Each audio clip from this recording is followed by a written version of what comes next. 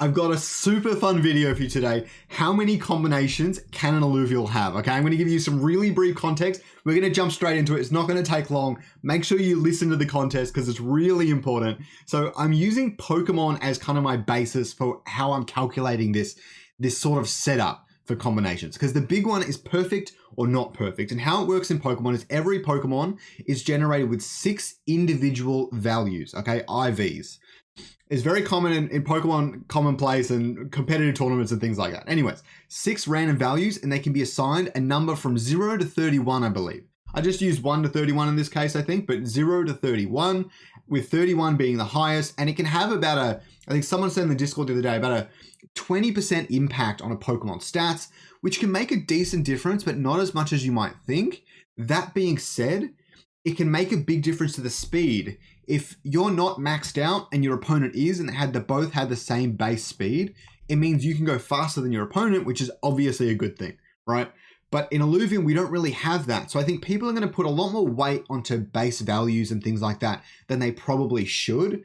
But it is worth noting that it will be a part of the game, and it will have an impact in the Leviathan arena, whether we like it or not. And it will also make your life easier in the overworld.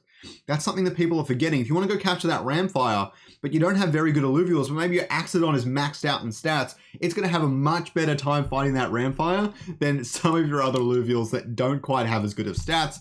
But I don't think the impact will be that big, and we don't actually have the details on how many stats, how much of a range and things like that, and how it works with fusing them together so much. I think people are saying, Kieran was saying it's not really going to go below your base stats, so you'll kind of get random picks from the mix, or maybe it'll average them out a bit. I don't think it's quite confirmed, but there is a lot to consider. But we're going to talk about the combinations. It's very speculative, very fun. Let's do it. I'm sorry that took 2 minutes, but it's really, really important. So we have 5 major combination factors here. And I'm going to rush through them a little bit because you guys know the deal here.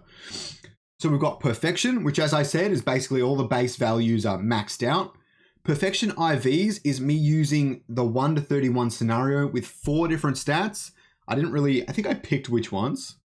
HP, attack, energy, resistance, and physical resistance. And then the other thing we've got holographic, which has 3 combinations because you've got non-holographic, holo, and dark holo. The rarities for them, I'll explain in a second.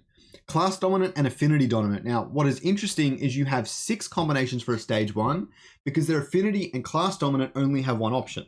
Whereas you get to stage 2 and you've got 12 combinations, and stage 3, you've got 24 combinations. Now, why am I not using 923,000 combinations for the base stats? Because all that actually matters is if they're perfect or not, which is 2 options, all right? But the chances of you getting the perfect one are a 1 in 923,521 chance, which obviously sucks and is actually more rare than getting a shiny in Pokemon, which is what I have based my dark holo and holo chances from. So my holo chance is 0.024%, which is 1 in 4,096. Same as shiny chance for Pokemon. We don't know if that's how it will work. The other thing we need to consider is in Pokemon, you can breed like 10, 15 Pokemon a minute. If you manage to, depending on the Pokemon and all that, you get the point. But in Illuvium, there's no really breeding mechanics or anything like that. So you will have to go out and capture them in the overworld every single time. Now, what this means is that it takes you a lot longer to get them, and there's going to be way less perfect Illuvials floating around. You can kind of increase your chances of getting perfect Pokemon in the game. However, in Illuvium, we don't know if there's going to be any such thing, and I doubt it, but we'll see how that pans out. It's going to be really interesting when it comes to the NFTs and their rarity. Dark Holo, I just multiplied shiny by itself because you have to roll for my assumption and how it would work is you have to roll for a holo, and if you're successful, then you got to roll for a dark holo. So very hard to get it. Let's put it that way. All right. So once we look at all that, we get down to the time to acquire all combos. I used a couple really basic guesses here where you can capture 10 stage 1s in an hour, 5 stage 2s, and 3 stage 3s. And the hours to acquire meaningful combos, which is the 6, 12, 24, it'll be 924 for a stage 1, 3,600 hours for a stage 2, half a year, I think, and just over a year, 1.406 years for a stage 3, 12,314 hours. So good luck getting all the combinations of every Illuvial, is what I'm saying. You're going to have to buy a lot of them off the marketplace, which will breed a healthy economy. So I am excited for that. And there will also always be people looking for the things that you're capturing as well. So there's going to be overall a healthy economy, I think, based on this sort of data and this sort of speculation.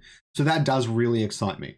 Now, the other thing I want to look at is player base, right? So if we're looking at 10 million active players, obviously it's a bit steep, but I think it makes these numbers really fun.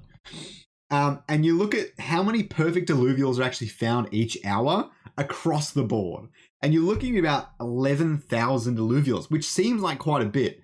But I mean, PFP projects are about 10K, so it's not that far off that mark. And then again, you have to divide that by 150 to get, oh, well, this is stage one. So about divided by about 50 to get how many of each individual Illuvial, which I think is like 200 maybe. That's probably way off, but you get the idea. It's somewhere around there. It might be 200.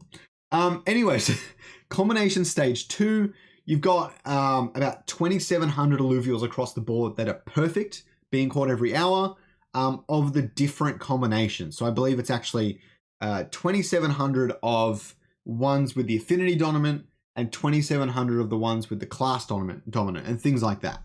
And you've got 800 stage 3s, and there's a lot of combinations there. So, and since there's so many Illuvials, you may be only getting like 1 or 2 Ramfires being found each hour that has like a specific affinity dominant and a specific class dominant and perfect and things like that, right? And if we drop this down to it takes you about an hour to find find and capture one stage 3, then you can see that only 270 of them are found each hour. So it drops very, very quickly.